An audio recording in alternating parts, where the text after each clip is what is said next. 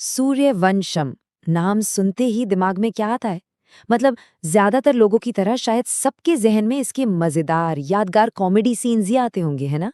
भाई 90s की उन क्लासिक बॉलीवुड फिल्मों में से है ये, जिसे हम कभी भूल ही नहीं सकते।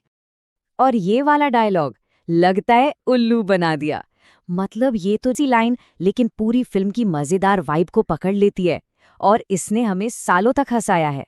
कमाल की बात तो ये है कि आज भी ये उतना ही फ्रेश और फनी लगता है। तो सवाल ये उठता है कि क्या ये कहानी सिर्फ हंसी मजाक तक ही सीमित है? क्या इन मजेदार पलों क्या क्या सिखाती है? तो कहानी का पहला पड़ाव हमें उस मोड़ पर ले जाता है जहां से ये फिल्म सिर्फ कॉमेडी नहीं रहती। ये एक लड़ाई है किस्मत और मेहनत की। और हमारे हीरो को एक ऐसा मौका मिलता है। ये है असली लड़ाई, तकदीर और तदबीर की। लेकिन बदलाव इतना आसान थोड़ी होता है। शुरू में तो हमारा हीरो भी हिचकिचाता है। उसकी हालत समझी जा सकती है जब वो कहता है, बचपन से लोगों का इतना बोझ उठाया है कि अब बोझ उठाने की हिम्मत नहीं है। ये सिर्फ एक लाइन नहीं है, ये उसके मन का दर्द है, सालों की थकान है जो इन शब्दों में। यानी का असली टर्निंग पॉइंट उसके मेंटोर उसे सिर्फ पैसे नहीं देते, बल्कि कुछ ऐसा देते हैं जो पैसे से कहीं ज्यादा कीमती है। भरोसा। अपना समझते हो तो बस यही सब कुछ बदल जाता है। यही वो लम्हा है जो हीरो को हिम्मत देता है अपनी किस्मत से लड़ने की। तो चलो भाई, हीरो ने हिम्मत तो जुटा ली, लेकिन वो तो है ही फायर क्रैकर फूलझड़ी।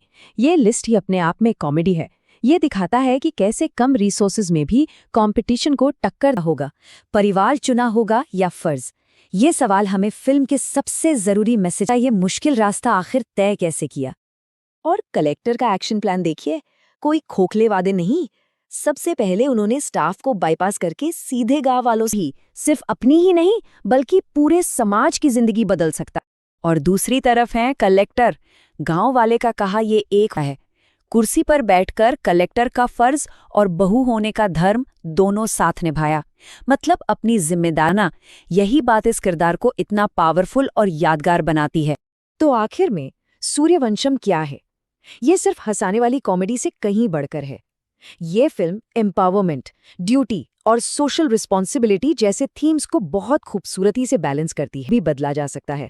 और ताकतवर पद पर बैठे इंसान की असली परीक्षा समाज के प्रति उसकी जिम्मेदारी निभाने में ही होती है। और जाते जाते एक सवाल सबके लिए छोड़कर जा रहा हूं।